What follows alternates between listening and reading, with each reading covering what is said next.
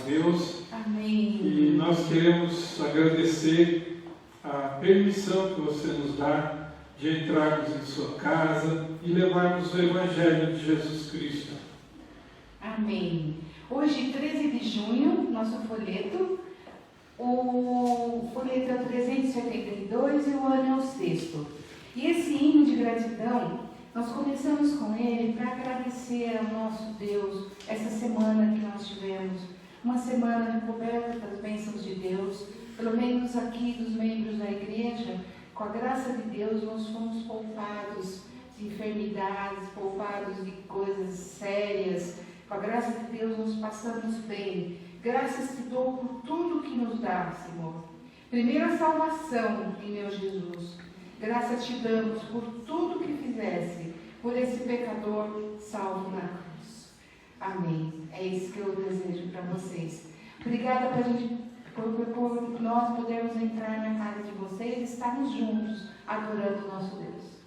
Então hoje, você que tem a Bíblia aí na sua casa, abra no Evangelho de Mateus, capítulo 13, e nós vamos ter todo o nosso eixo, todo o nosso trilho, toda a pregação vai ser em cima desse capítulo. Esse é um capítulo rico, cheio de parábolas, e as parábolas são lições que Jesus dava e para ensinar verdades eternas, verdades espirituais eternas. Então vamos prestar atenção, vamos nos alimentar com essa palavra hoje.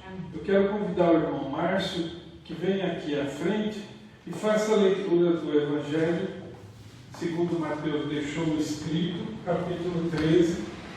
O Márcio vai ler os versículos para nós. Boa noite, irmãos. Graça e paz. Graça e paz, irmão. A parábola do joio. Outra parábola lhe propôs, dizendo: o reino dos céus é semelhante a um homem que semeou boa semente no seu campo. Mas enquanto os homens dormiam, veio o inimigo dele, semeou o joio no meio do trigo e retirou-se. E quando a erva cresceu e produziu fruto, apareceu também o joio. Então, vindo os servos do dono da casa, lhe disseram: Senhor, não semeaste boa semente no teu campo? De onde vem, pois, o joio? Ele, porém, lhe respondeu: o inimigo fez isso. Mas os servos lhe perguntaram: queres que vamos e arranquemos o joio? Não, replicou ele, para que ao separar o joio, não arranqueis também com ele o trigo. Deixai-os crescer juntos até a colheita, e no tempo da colheita direi aos ceifeiros: ajuntai primeiro o joio, atai-o em feixes para ser queimado, mas o trigo recolhei o meu celeiro. Amém. Amém. Então essa parábola nos ensina que no meio da nossa igreja, da comunidade que nós chamamos de corpo de Cristo, a igreja do Senhor, a noiva do Senhor Jesus, há trigo e há joio, há bons e há maus. E nós temos que conviver, porque a igreja está no mundo. A igreja foi separada do mundo para ser luz em um mundo que anda em trevas. Mas nós temos que viver no meio dos bons e dos maus. Então, onde você está? Em que grupo você está? Em que lado você se encontra? Dos bons ou dos maus? Dos ímpios ou daqueles que obedecem a Deus? O teu coração está cheio de Jesus ou cheio das armadilhas do diabo? Pense sobre isso. É sobre isso que nós falaremos hoje no culto. Agora então, irmãos, nós vamos pedir à irmã Silvânia que venha aqui à frente. Ela vai orar para nós darmos início ao culto. Uma oração que vai pedir permissão a Deus para nós oferecermos com humildade o nosso culto. Por favor, irmã. Graça e paz a todos. Graça e paz. Santo Deus, eterno Pai, louvado seja o seu santo nome. Glorificamos e louvamos o Senhor agora e sempre. Senhor, Deus Todo-Poderoso. Pai, como disse o nosso pastor, temos que ser, Senhor Deus, sal, temos que ser trigo, temos que ser boa semente, temos que ser exemplo. Mas somos falhos, pecadores, somos humanos e carecemos da sua misericórdia. Então, de acordo com a sua palavra, Senhor, carecemos do seu amor e que o Senhor Jesus tome conta de todos nós, todos os dias, pensamentos, atos, e que hoje possamos ouvir e colocar dentro do nosso coração e do nosso viver a sua santa palavra. Amém. É que eu te peço e já te agradeço, no santo nome de Jesus. Amém. Amém. Glória a Deus. Obrigado, irmã. Então, agora nós vamos fazer uma segunda leitura. Colossenses, abra sua palavra, o santo livro aí na sua casa. A irmã Margarete fará a leitura para nós de um texto muito profundo que Paulo escreveu à igreja em Colossos. Graça e paz. Graça e paz. Graça e paz. Boa noite a todos. Paulo ora pelos colossenses. Por esta razão também nós, desde o dia em que o ouvimos, não cessamos de orar por vós e de pedir que transbordeis de pleno conhecimento da sua vontade, em toda sabedoria e entendimento espiritual, a fim de viverdes de modo digno do Senhor, para o seu inteiro agrado, frutificando em toda boa obra e crescendo no pleno conhecimento de Deus, sendo fortalecidos com todo o poder, segundo a força da sua glória, em toda perseverança e longanimidade, com alegria, dando graças ao Pai, que vos fez idôneos à parte que vos cabe da herança dos santos na luz. Ele nos libertou do império das trevas e nos transportou para o reino do Filho do seu amor, no qual temos a redenção e a remissão dos pecados. Amém. Amém. Então guardem bem essa palavra. Ele nos libertou do império das trevas. O que significa isso? Quando nós éramos do mundo, nós estávamos no império das trevas. Nós vivíamos em pecado. Nós não tínhamos noção de quanto a gente ofendia a Deus e aos irmãos. Mas Ele nos tirou do império das trevas e nos transportou para o reino do Filho do seu amor. O reino do Filho do seu amor. É sobre esse reino que nós vamos falar hoje. Você quer estar no reino do Filho do seu amor? Ou você quer continuar no império das trevas? Essa é uma pergunta bem direta. O Evangelho é muito simples. Onde você quer passar a sua vida? No império das trevas, fazendo o que quer? Ou você quer ser transportado para o reino do Filho do seu amor? Pense sobre isso. Nós vamos agora louvar a Deus com o hino à igreja em adoração, hino 21.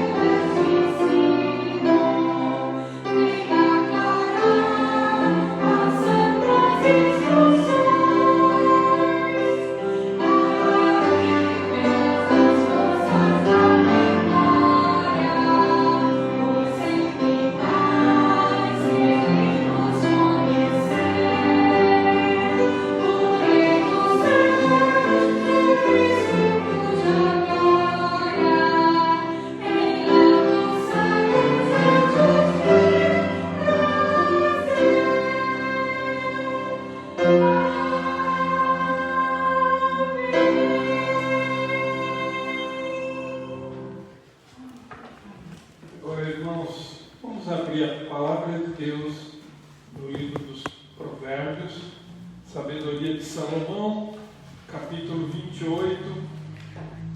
Eu vou pedir a toda a igreja para fazer essa leitura comigo.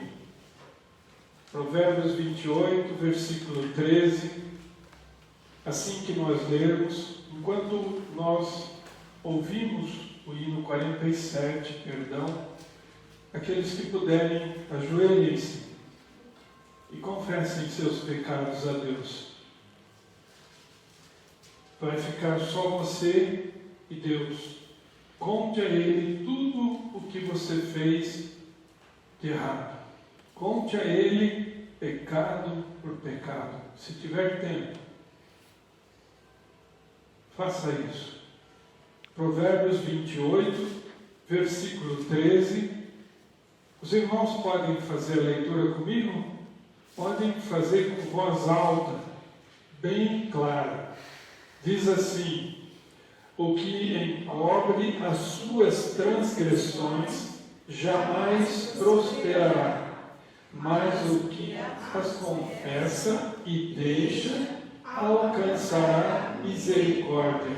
Eu vou pedir para os irmãos lerem mais alto e de novo, por favor. O que encobre as suas transgressões jamais prosperará, mas o que as confessa e deixa alcançará misericórdia. Então eu peço àqueles que podem, ajoelhem-se enquanto ouvimos o hino Perdão. Vamos confessar.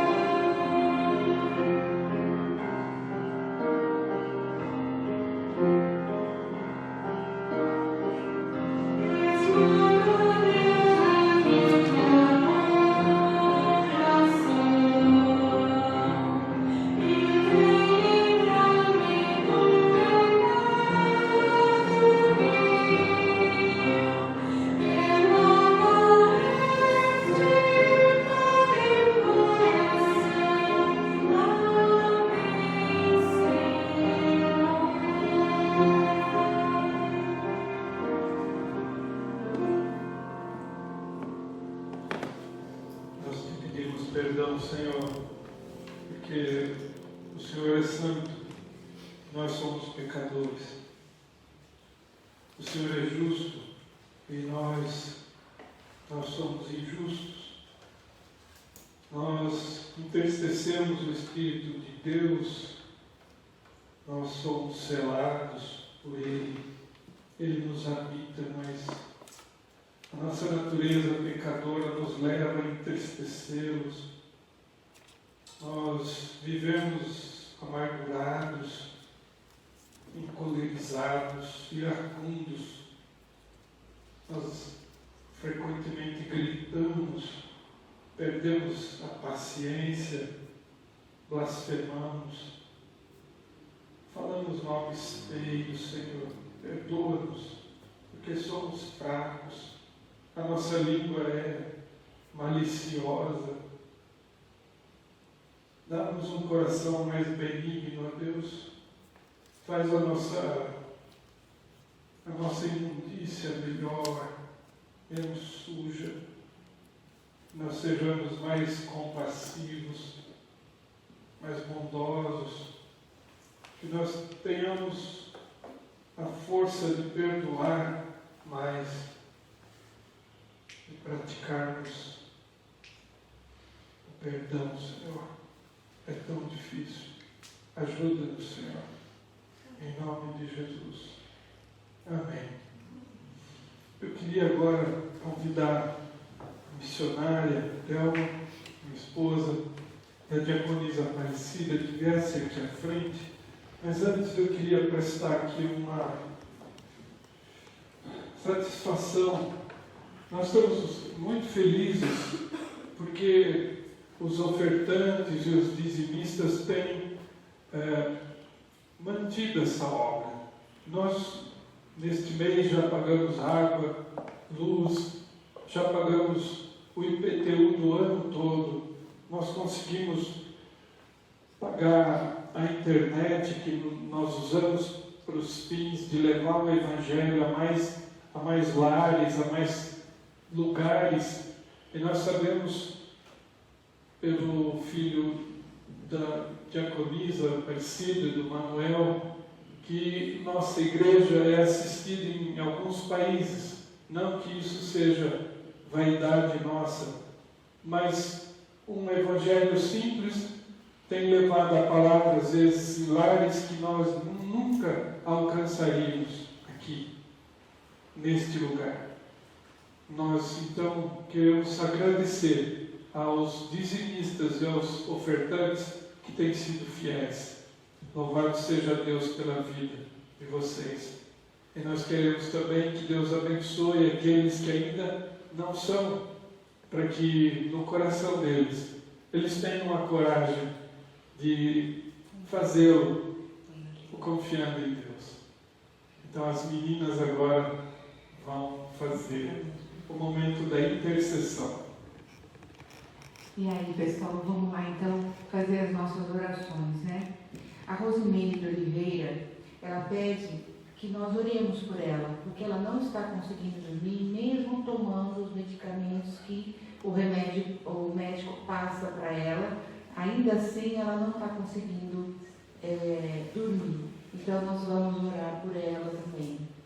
Vamos orar também pela viagem do Mateus. O Mateus vai para o Pará e vai pegar um avião ainda essa madrugada, então nós vamos estar orando por ele também.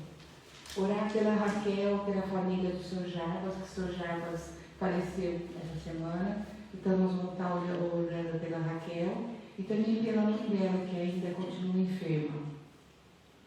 Vamos continuar orando pela Dona Lia, que está estável, mas assim já está, os médicos já deixaram já certo que não tem mesmo o que fazer, mas ela continua ainda viva e aí sendo mantida por aparelhos. Então vamos estar orando pela família e pela Dona Lia também. Aniversário de 11 anos de casado do nosso filho Guilherme com a Vivinha, vamos estar orando por eles também, em gratidão, Senhor, por tudo que tem feito na vida deles. Oramos também pela Ângela e pelo Dude, nós estivemos lá ontem e estivemos com eles, eles estavam bem, tinham feito as pazes, estavam bem fortalecidos, a Ângela estava muito fortalecida, então vamos continuar orando por eles também. Orar pelo Desi, pela Meire, que hoje não estão aqui conosco, e pela Tide também, que essa semana eu conversei, falou que estaria aqui e que hoje não está. Então nós vamos estar orando por ela também.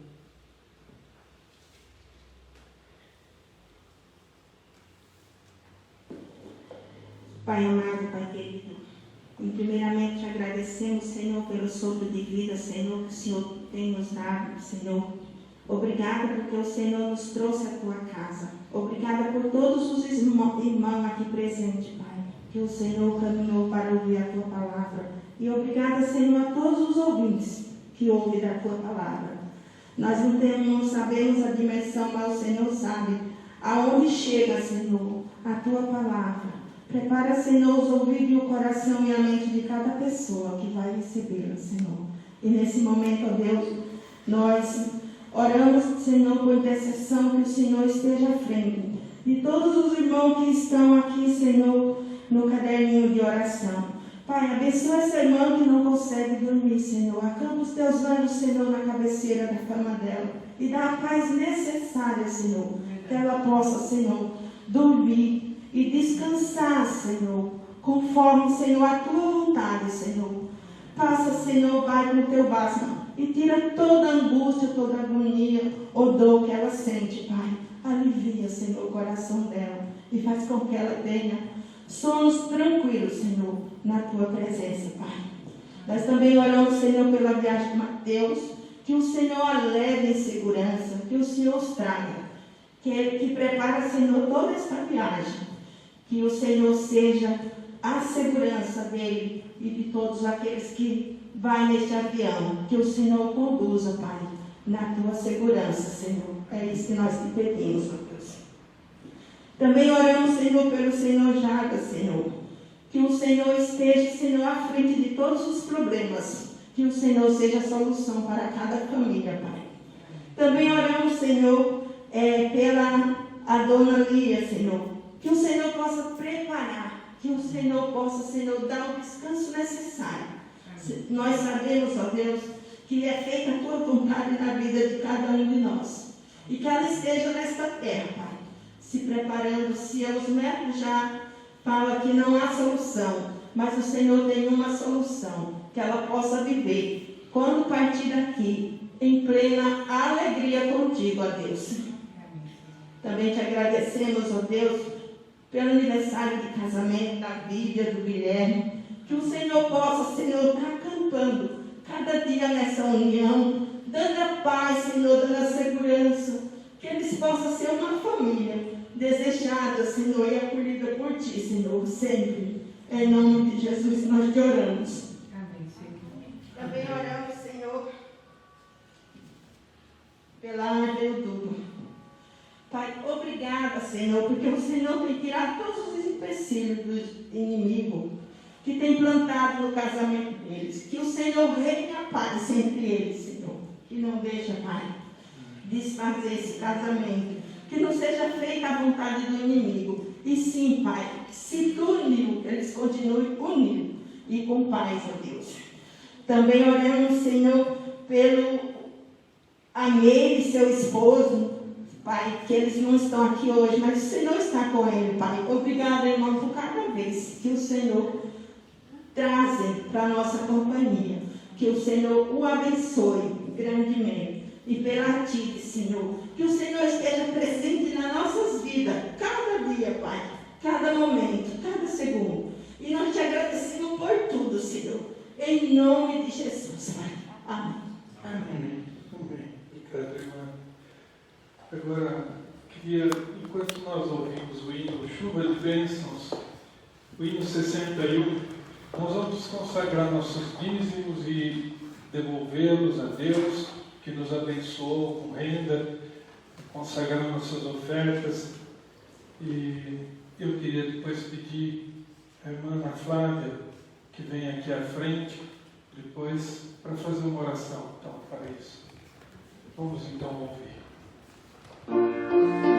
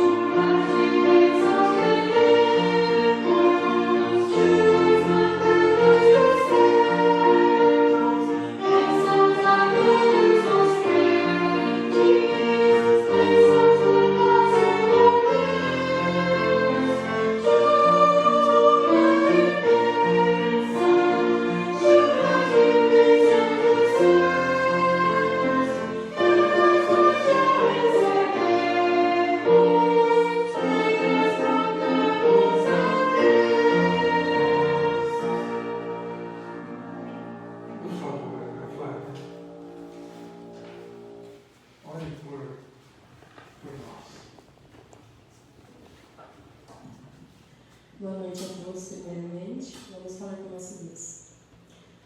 Senhor Deus, muito obrigada por mais esse dia. Abençoe todas as pessoas que não puderam vir hoje. O Senhor sabe o que está no coração de cada um de nós.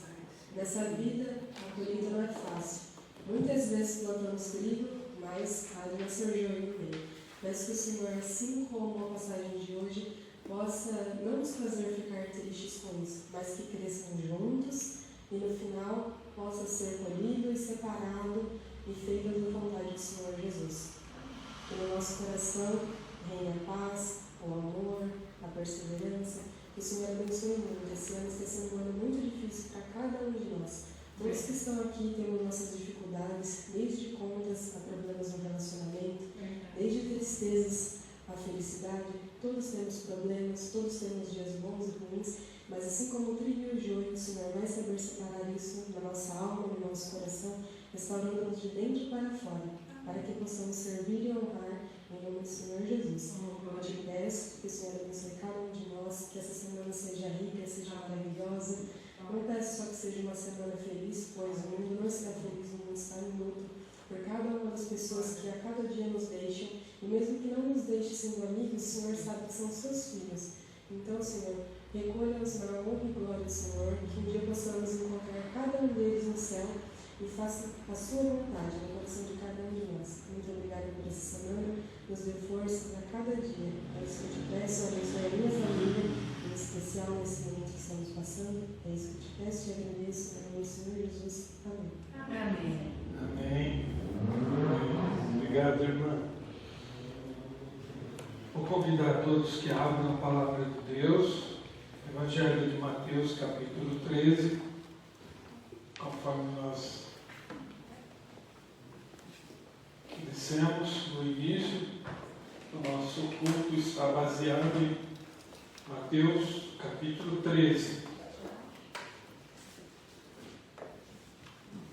Nós vamos ler o versículo 47 em diante.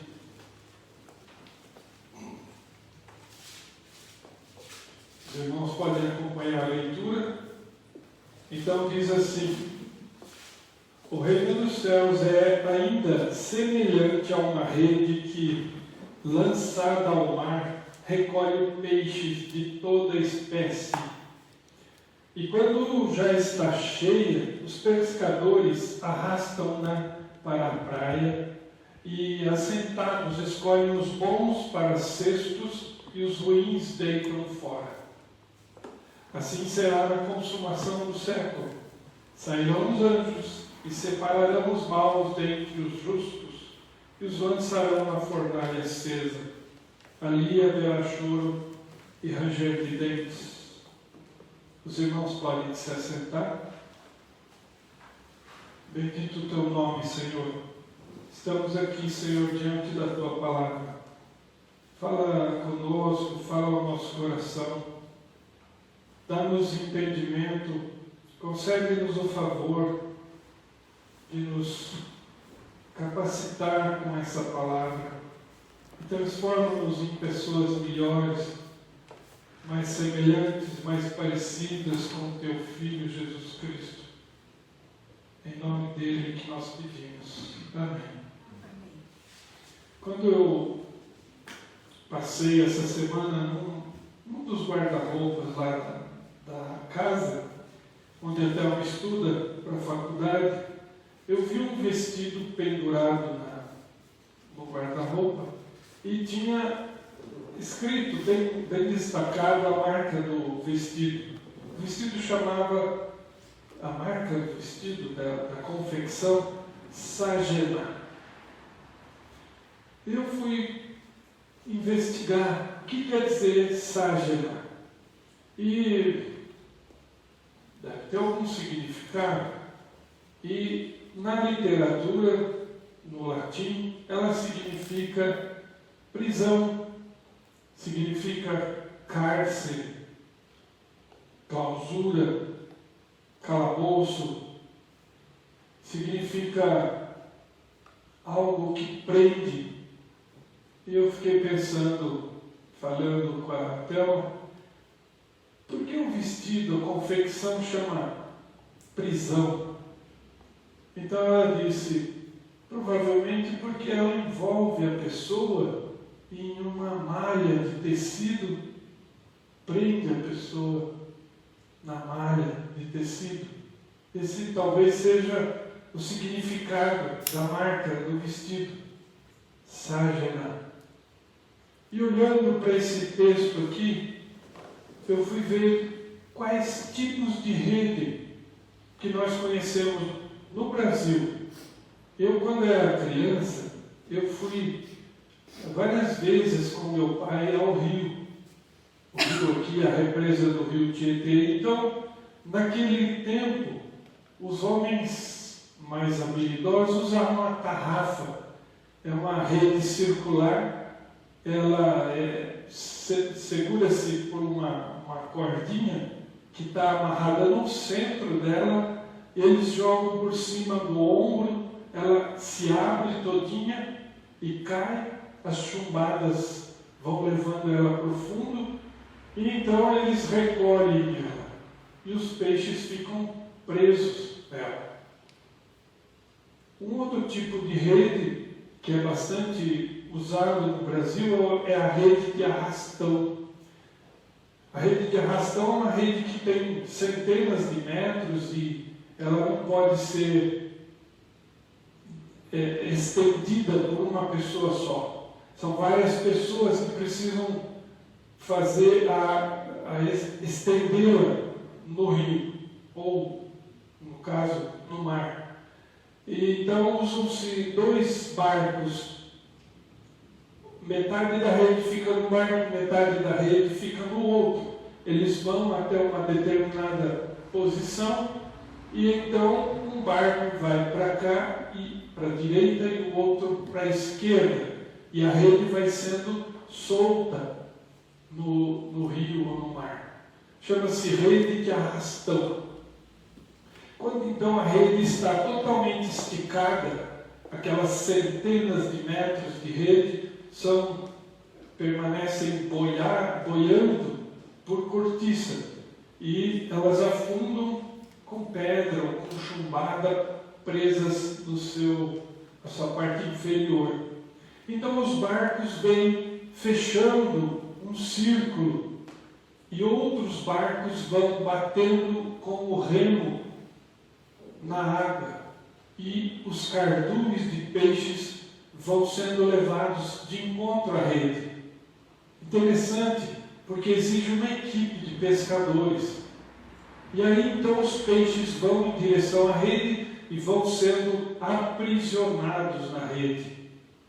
E a rede que nós estamos aqui diante dela é a rede Sajene, ou parecido com a marca do vestido da Thelma, Sagená.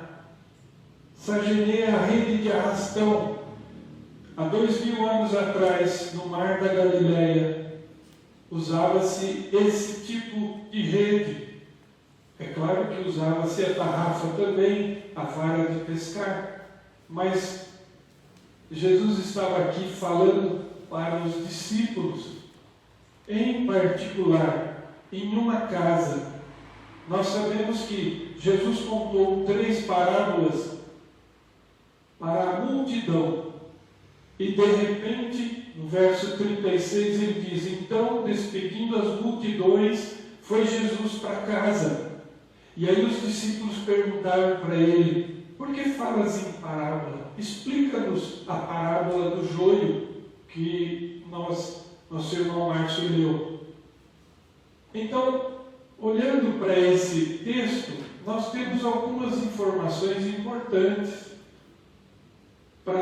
preliminares, para que a gente possa entender o que Jesus quis dizer para os discípulos naquele tempo, naquela hora, naquela situação, com a parábola da rede. E depois nós vamos entender o que ele quis dizer para os discípulos e nós vamos trazer para os nossos dias o que ele quer dizer para nós hoje com essa parábola. Eu vou ser bem sincero com vocês. eu tive muita dificuldade de entender, apesar dela ser muito simples, é uma parábola que tem uma mensagem difícil de engolir. Quando eu comecei a estudar, eu não pensei que fosse ter um fim deste, mas ela tem um fim difícil. Eu peço aos irmãos que prestem bem atenção, porque ela trata da escatologia, ela trata do reino dos céus no futuro. Ela trata de coisas que vão acontecer, com certeza. Não tem dúvida nenhuma de que um dia vai acontecer isso aqui. Então veja, o que é o reino dos céus? Preste bem atenção. O reino dos céus é o lugar, o local, o espectro onde o governo de Deus é aceito, onde Deus é soberano. Só que aconteceu que nossos pais pecaram. Deus criou o universo, Deus criou o planeta Terra e deu condições do planeta de ter vida. Colocou o homem e sua mulher num jardim perfeito, em perfeição, em santidade, em proteção, em paz. Mas o homem quis ser igual a Deus. E o homem se rebelou, se revoltou contra o governo de Deus. Em partes, eu vou dizer com muito temor, o homem desafiou Deus. O homem achou que Deus estava sendo injusto com ele, impedindo ele de comer fruto de uma árvore. Ele me deu todo o jardim, mas ele falou para mim: não coma dessa árvore, porque se você comer vai morrer. Isso não é justo. Por que eu não posso comer dessa árvore? Porque se eu comer dessa árvore, eu vou também ficar conhecendo o bem e o mal? E o homem desafiou a Deus, se rebelou contra Deus, se revoltou contra Deus. E nós temos então que no nosso planeta há uma multidão de pessoas que desafiaram Deus. O seu governo foi desafiado. Muitos dizem que Deus não existe e não se submetem ao governo de Deus. Muitos dizem que creem em Deus, mas eu obedeço a algumas coisas que me interessam, porque tudo que Deus pede não dá para fazer. Infelizmente, eu não vou obedecer Deus como Ele me tolhe de tudo. Então por que eu vou viver? Se eu não posso beber, vou viver nesse planeta para quê? O homem se rebelou contra Deus. Nenhum homem obedece a Deus porque quer. Não é natural o homem se voltar a Deus. Nós não temos Deus como nosso governante, como nosso rei. O reino dos céus, então, é o lugar onde a pessoa ou as pessoas aceitam o governo de Deus inteiramente. Esse é o reino dos céus. Quer um exemplo? Jesus estava no meio dos fariseus e os fariseus diziam para Jesus: você fala tanto do reino dos céus, do reino de Deus, do reino do Pai, mas o que é esse reino? Nós não vemos esse reino. E ele disse a eles: o reino de Deus está no meio de vós. Deus está no meio de nós. Era o próprio Senhor. Só que eles não estão no reino, porque eles não aceitaram o Filho de Deus. O Filho que Deus mandou para morrer pelos nossos pecados foi rejeitado pelo povo judeu. Então Deus fez assim: eu vou oferecer o meu reino para todo mundo. A nação para quem eu me revelei não quis me obedecer também, assim como Adão e Eva não me obedeceram. A nação que eu separei para ser o meu povo, para ser luz no meio desse mundo de trevas, não me aceita como seu governador, não me aceita como seu rei, não me aceita como seu Deus, se rebelaram contra mim como Adão fez. Então, o meu reino vai ser oferecido a todo mundo. Jesus está falando somente para os discípulos. 7 dos discípulos são pescadores. 7 dos 12 eram pescadores. E eles sabiam que era pescar com a rede de arrastão. Eles sabiam que Jesus estava falando de um reino, mas eles não sabiam que tipo de reino era. Era um reino que não se vê? Era um reino que viria então depois? Ou era um reino que estava presente? Como funciona isso? Na parábola da rede nós temos então os dois aspectos do reino. Presta atenção, quando você entrou para o reino de Deus, você aceitou que Ele é o teu rei, você aceitou que Jesus é o teu Salvador, você se tornou habitado pelo Espírito Santo, você está debaixo da lei do governo de Deus, a soberania de Deus sobre sua vida. Então você é do reino dos céus, você pertence ao reino de Deus, você pertence ao reino do Filho do seu amor. Você pertence ao reino do Filho do homem. São termos usados para intercambiáveis. Mas o que isso nos leva? O que isso nos faz entender? Quando nós entramos para o reino dos céus, nós entramos para o reino de Deus. E nós aceitamos o seu governo.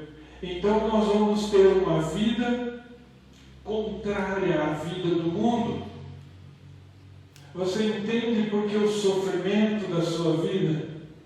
O sofrimento da sua vida causado pelo conflito entre o mundo e você. Entre o mundo que não crê em Deus, que não aceita o governo de Deus, que não tem Deus como seu rei, e você que tem Deus como rei, e você que tem Deus como seu governador. Veja, então este é o reino presente, esse é o reino dos céus atual. Assim que você entra no reino de Deus, você está entrando em conflito com o mundo. João diz na sua epístola, João diz assim, que quem ama o mundo é inimigo de Deus. Porque no mundo há 3 coisas: concupiscência da carne, concupiscência dos olhos e a vaidade da vida. Quem ama o mundo é inimigo de Deus. Quem se envolve com o mundo, seja um pouquinho, ou seja bastante, é inimigo de Deus. E nós sabemos que a nossa natureza é essa. A gente vai se envolvendo. Quando a gente vê, nós estamos fazendo um monte de coisas erradas. O reino dos céus é o lugar onde você aceita o governo de Deus inteiramente. Ah, não, Deus não vai governar a minha parte sexual. Nessa parte, me desculpa, mas eu não vou. A minha parte financeira, Deus não vai pôr a mão. A minha parte financeira, eu é que cuido. Eu é que vou cuidar dela. Eu não quero saber se Deus já me separou uma mulher, uma esposa, um marido. Eu não quero saber. Eu vou escolher quem eu quiser. Nessa parte, Deus não vai pôr a mão na minha vida. Esse é o mundo que nós vivemos. Era o mundo em que os discípulos, viviam. Então, Jesus conta a parábola.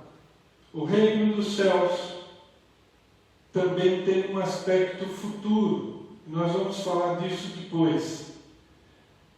É semelhante a uma rede. E essa palavra é a sagené, a rede de arrastão, lançada ao mar. Vocês já imaginem os barcos abrindo todo aquele leque no Mar da Galileia. O Mar da Galileia fica no norte da Palestina, é um buraco na rocha. No centro ele tem mais de 300 metros de profundidade. O Rio Jordão é que enche esse lago e os degelos das montanhas também, que vem lá do norte da Síria, do Líbano, da Turquia. Esse lago, então, é de água doce. Nesse lago tem cerca de 22 espécies de peixe. A mais comum é uma que nós conhecemos, a tilápia. O peixe mais comum no lago da Galileia é a tilápia. É conhecido como peixe de São Pedro. Peixe de São Pedro, por quê? Quando Jesus foi questionado se ele pagava o imposto do templo, ele pediu a Pedro: vai, lança a vara e o anzol. O primeiro peixe que você pegar, traga para mim. Ele lançou e puxou uma tilápia. Todo mundo conhece a tilápia. Quando ela bota os ovinhos e os filhotinhos nascem, ela engole todos na sua boca, para que eles não sejam comidos por outros.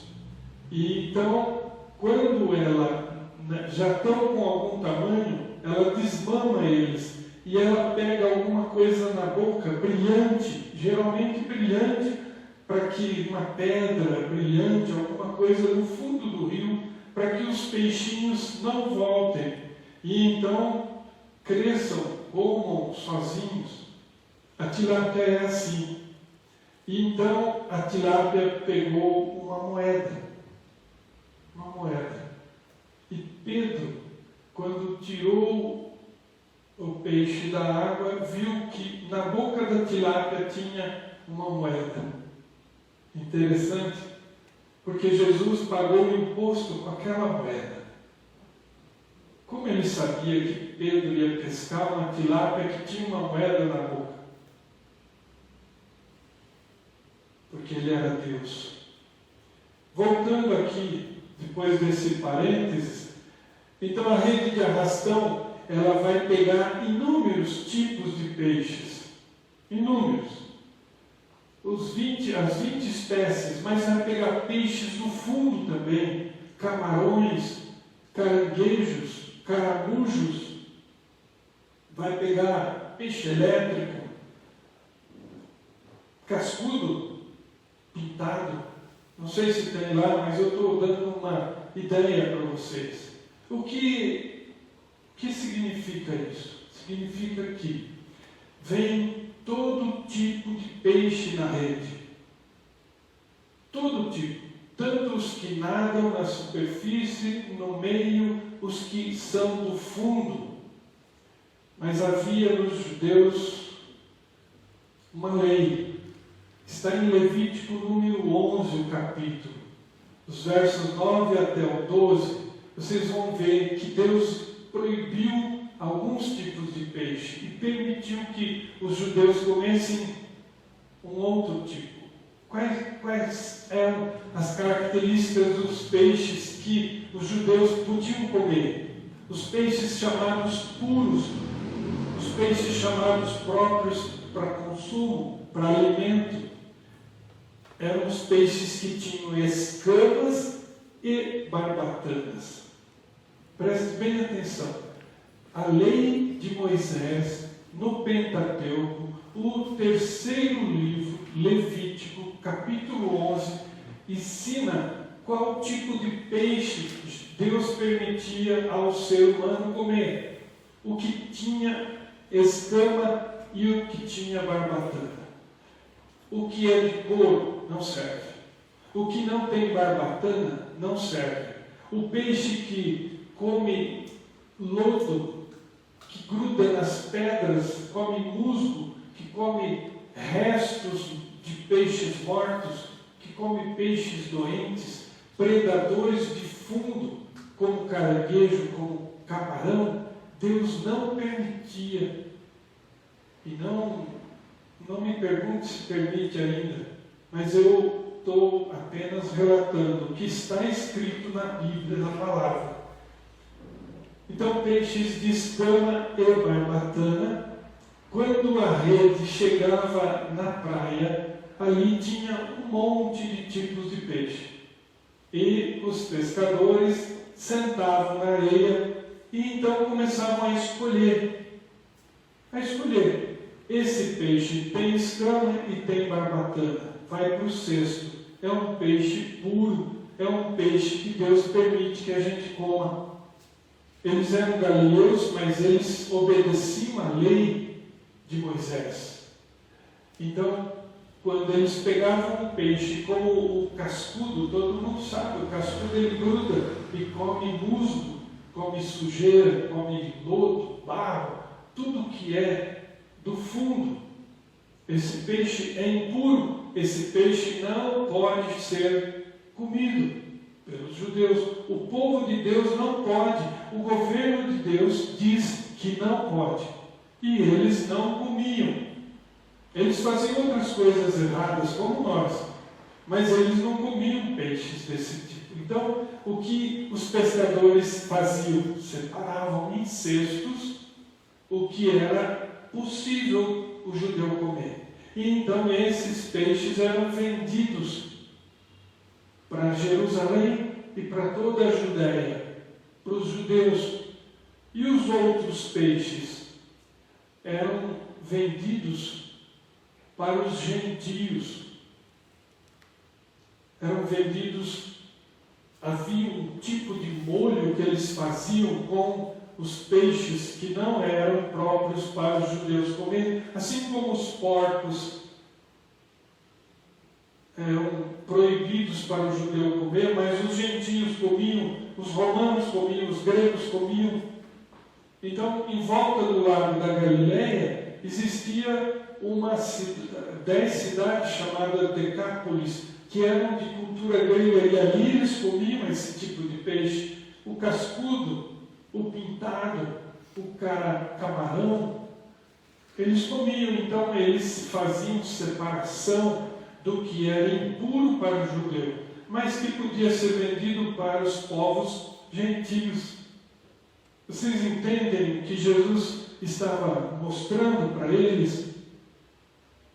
Os peixes pequenos voltavam para o lago para continuar crescendo. Era isso que Jesus queria dizer. A rede pegou tudo. Quando estava cheia, foi trazida para a praia e foi feita então a separação do que era puro, do que servia para os judeus e do que era impuro, que era vendido para os gentios. Havia um molho especial que era vendido em todo o Mediterrâneo, que era feito ali na Galileia. Cerca de 10 cidades em torno do lago de Genezaré, o mar de Tiberíades, 10 cidades com 10 mil habitantes, coisa que hoje não tem mais. Mas 10 mil habitantes, cidades de pesca forte, comércio pesqueiro forte. eles sabiam exatamente do que Jesus estava falando. Então, arrastam para a praia e, assentado, escolhem os bons para os cestos e os ruins deitam fora. Era isso que eles faziam. Outra parênteses interessante para os irmãos saber: Magdala, Maria Madalena, Maria de Magdala, era aquela prostituta, porque todos os portos beira-mar tinham prostíbulos, porque os marinheiros, os pescadores, eles procuravam mulheres, e Maria Madalena era de Magdala, por isso Maria de Magdala, ou Maria Madalena. E eu fui procurar por que Magdala, porque Magdala significa salgar peixe. Era uma cidade onde se fazia a salga de peixes. Interessante, Betsaida era a casa, Betsaida, a casa do peixe. Era uma vila de pescadores chamada Casa do Peixe. Como Belém. Belém é a casa do pão, Betsaida, casa do peixe. Magdala, onde se salga peixe, a cidade do peixe salgado. Tudo isso era muito rico na época de Jesus. Então, por isso a parábola da rede. Essas informações são colhidas de historiadores. E acaba aqui a parábola. E aí Jesus diz assim: assim será na consumação do século. Assim será no fim dos tempos. Assim será quando o Filho do Homem voltar em glória. E aí? O que vai acontecer? O que vai acontecer nessa hora? Você já parou para pensar? A rede, quando estiver cheia, será arrastada com todo tipo de gente. Empresários, religiosos, papas, bispos, padres, pastores, presbíteros, diaconisa, missionária, todo tipo de gente vai estar na rede.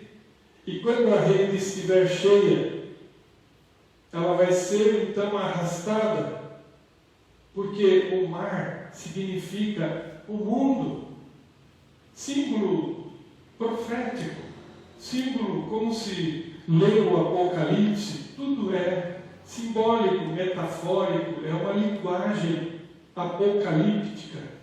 Então, quando a gente fala de reino, é onde Deus governa, e a pessoa que aceita o governo de Deus pertence ao reino dele. Quando se fala de mar, nós falamos do planeta Terra.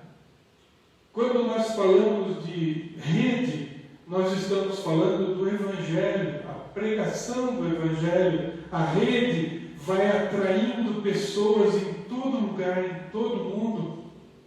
Ela vai atraindo alguns de uma forma tão forte que a pessoa ela fica completamente apaixonada por Jesus, tomada de assalto por Ele.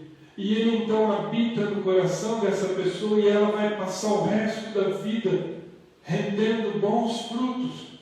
Ela vai ser um instrumento de Deus aqui na terra. Mas tem pessoas que ouvem o Evangelho e rejeitam o Evangelho. Uma vez, duas vezes, vou para a igreja, não pego, vou de novo, não gosto, acho que não está certo, eu não vou aceitar isso aí, para mim não serve, para mim não dá. Eu não consigo, eu tenho que sonegar imposto, senão minha empresa não vai. Eu preciso sonegar, e a igreja ensina que não pode sonegar, é roubo. Então, infelizmente, eu não vou aceitar isso aí. Eu preciso viver mais um pouco, eu preciso juntar mais dinheiro, eu preciso guardar um pouco para os meus filhos quando eu morrer, eu preciso ser um pouco mais assim, egoísta. Não posso pensar tanto em Deus, porque se eu não fizer, Ele não vai fazer por mim. Devolver o dízimo, eu não sei o que o pastor faz com aquilo, eu não sei o que aquela igreja, onde ela põe tanto dinheiro, eu não vou dar dinheiro nenhum para ninguém, homem nenhum merece, eu não tenho confiança em ninguém, eu vou guardar para mim, para minha família. E assim a rede vai pegando gente. Alguns aceitam, outros não. Para a gente entender melhor, é assim como os peixes que Jesus falou, para os judeus puros, são colocados em cestos separados, e aí então aquele peixe serve para o alimento do judeu.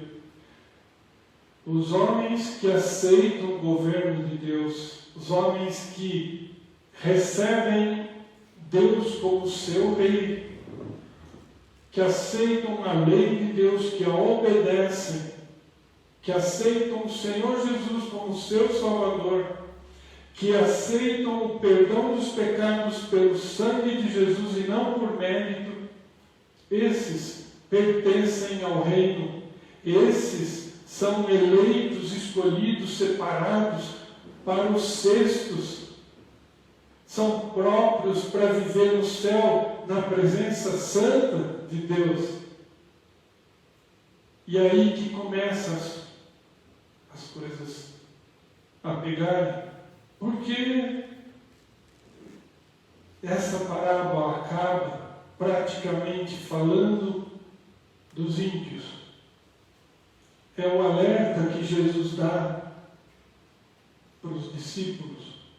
Vocês precisam pregar o Evangelho, vocês têm que pôr a rede no mar, vocês precisam estender, lançar a rede, e vocês precisam colher o maior número de peixes que for possível, porque no fim, quando a rede estiver cheia, ou quando eu voltar, ele diz, assim será na consumação dos séculos. Os homens vão sentar na praia ou no portão do céu.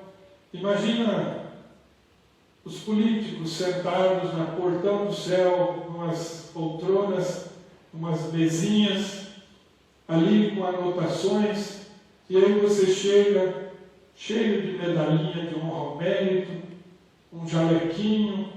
Olha, eu fui general no exército lá do Brasil, fui presidente da República e eu estou aqui para entrar no céu. E aí os homens precisam pagar alguma propina. Então Jesus põe por terra isso, porque não haverá corrupção, não haverá. A parábola acabou quando a rede foi posta na praia. Não vai, as escolhas não vão ser feitas por homens, por nós. Assim como a nossa igreja, ela simboliza todas as igrejas do mundo, ela simboliza pessoas que foram alcançadas pelo Evangelho, pessoas que chamaram a atenção das pessoas, o Evangelho. E as pessoas vieram ouvir o Evangelho e se alimentaram do Evangelho. E a fé delas foi então crescendo, da maioria. Mas algumas estão nas igrejas. Algumas têm as vestes sacerdotais, mas são impróprios para viver no céu, porque tem um coração perverso, porque tem a sua mente maliciosa, tem só a aparência de bom. Esses são escolhidos pelos anjos, não pelos homens. A escolha, a separação do que é bom para viver diante de Deus e do que é impróprio para viver no céu é feita por anjos. E o anjo é um ser criado, espiritual, para obedecer a Deus, somente a Deus. Quem ora para anjo está orando à toa. O anjo não ouve oração de homens. O anjo não pode responder orações de homens. O anjo é designado por Deus para fazer somente o que ele disser. Então, não haverá corrupção. E aí então vem o problema. Quem é justo? Quem é próprio para viver eternamente diante de Deus? E aí então ele fala: e separarão os maus dentre os justos. Acaba aqui os justos e continua a parábola: e os lançarão na fornalha acesa. E os lançarão na fornalha acesa. E ali haverá duas coisas: choro e ranger de dentes. Aí eu fui ver a palavra que significa choro, é uma palavra da oftalmologia, é dácrios, choro, lamentação, é tristeza, é você estar separado de Deus e não ver Deus, a fonte da vida, eternamente. É você viver em tristeza absoluta, depressão profunda, sem nenhuma esperança, desesperadamente doente, porque a fonte de vida, a fonte de saúde, aquele que é a fonte do amor, não estará lá. Os injustos serão separados e lançados na fornalha. Na fornalha, em choro. E ranger de dentes é bruxismo. E a palavra é essa mesma, no latim, no grego, é bruxo. A palavra é bruxo, é ranger de dentes. É um dente esfregando no outro de tanto medo. O medo do escuro absoluto, o medo do desamparo absoluto. Você range os dentes quando você está em desespero. A falta de amor vai gerar naquele lugar só o ódio. O ranger de dentes será o desespero, o medo que tomar conta daqueles que serão julgados.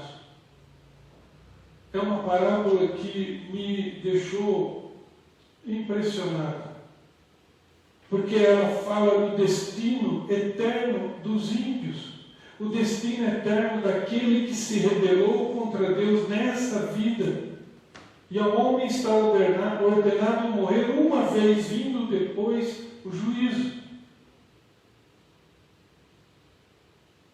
Nós vamos olhar agora o que Jesus diz para eles. Jesus contou 7 parábolas, 4 ele contou com a multidão presente. E as outras 3 ele contou somente para os discípulos. E esta última, que eu também acho como parábola, ela foi colocada para então fazê-los entender. E eu queria que você acompanhasse comigo o raciocínio. Diante de tudo isso que foi exposto, diante de toda essa condição que Jesus colocou, diante de toda essa gente que está ali na praia e os anjos vão separar os ímpios e jogar na fornalha, Jesus diz: entendestes todas essas coisas? Vocês entenderam o que eu quis dizer para vocês?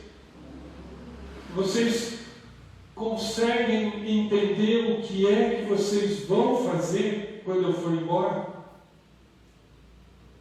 Vocês perceberam a importância que é lançar a rede, pregar o Evangelho?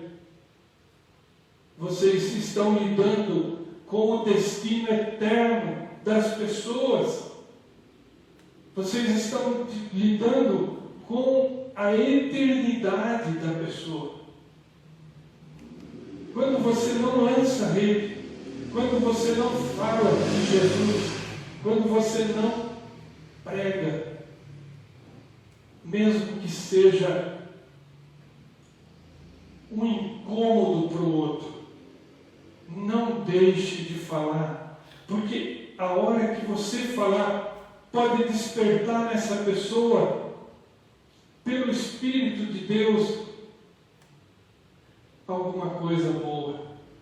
Ela pode então aceitar Jesus e então aceitar o governo de Deus, aceitar a soberania de Deus sobre a vida dela. Entenderam o que Jesus quis dizer? Vocês entenderam a importância que é você falar de Jesus para as pessoas? Levar o Evangelho para dentro da sua casa, falar de Deus para os seus filhos, ensinar os seus filhos desde pequeno. Agostinho, que teve a sua conversão já velho e tornou-se um teólogo muito famoso no mundo todo, ele viveu no ano 450 depois de Cristo, há mais de 1.600 anos atrás. E até hoje o que ele escreveu vale. Ele disse assim: quando uma moça se torna moça e ela pensa em casar, ela já precisa iniciar a educação do filho dela, mesmo sem estar casada. Ela precisa começar a educar o filho dela na mente, no coração, nas vontades. Quando então ela se casar e quando então Deus abençoá-la com uma criança, ela já vai ter passado anos e anos e anos ensinando essa criança que no coração de Deus já existia desde a eternidade. E ela já vai nascer com o seu coração tocado por Jesus, cheio do Espírito Santo, como João Batista, como Samuel, como Sansão, como Moisés. As mães, antes de casar, ensinavam os seus filhos, sem mesmo ter casado. Ensine seus filhos desde menina, desde mocinha, para que então, quando eles vierem, eles façam diferença e não sejam separados para o fogo eterno, onde haverá choro e ranger de dentes. Vocês entenderam isso? Vocês conseguiram entender o que Jesus quis dizer?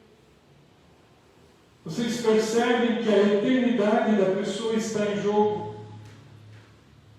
Quanto é importante você falar de Deus para as pessoas? Guarde isso no seu coração. Faça disso o propósito da sua vida. Mesmo que nós sejamos um no meio de 1000 ateus, você vai acender uma luz no meio das trevas. Louvado seja Deus pela sua palavra. Eu quero orar agora e queria pedir para a equipe de louvor ir se preparando. Senhor Deus, como é importante a Tua palavra, Senhor. Como a Tua palavra muda o destino eterno de uma pessoa. Nós te pedimos, ó Deus, que nos fortaleça para que nós aceitemos o Senhor como governador nosso. Nós te pedimos, Senhor, que coloque o Teu Santo Espírito em nosso coração e que Ele então domine as nossas emoções humanas, a nossa busca por prazeres momentâneos deste mundo, por desejos materiais que vão ser corroídos por avareza, pelo dinheiro, por idolatria de pessoas, de coisas, de casa, de carro, idolatria pelo dinheiro. Põe o Teu Espírito em nós e nos transforme em pessoas como Jesus. Como Jesus. Eu quero ler para vocês o que Jesus falou para João no final do capítulo 22 de Apocalipse. Ele disse assim: eis que venho sem demora. Ouça bem, Jesus falando para mim e para você. Eis que venho sem demora, e comigo está o galardão que tenho para retribuir a cada um segundo as suas obras. Eu sou o Alfa e o Ômega, o primeiro e o último, o princípio e o fim. Bem-aventurados aqueles que lavam as suas vestiduras no sangue do Cordeiro, para que lhes assistam direito à árvore da vida e entrem na cidade pelas portas. Fora ficam os cães, os feiticeiros, os impuros, os assassinos, os idólatras e todo aquele que ama e pratica a mentira. Guarde isso. E agora fique em pé para que nós possamos abençoá-los. Que a graça maravilhosa do Senhor Jesus, que o amor do nosso eterno Pai, nosso Criador, e que a consolação, a companhia, a alegria e o consolo do Santo Espírito estejam nos encaminhando para que nós aceitemos o governo, a soberania, o reinado de Deus, e que nós possamos pertencer ao reino dos céus. Em nome de Cristo eu oro. Amém.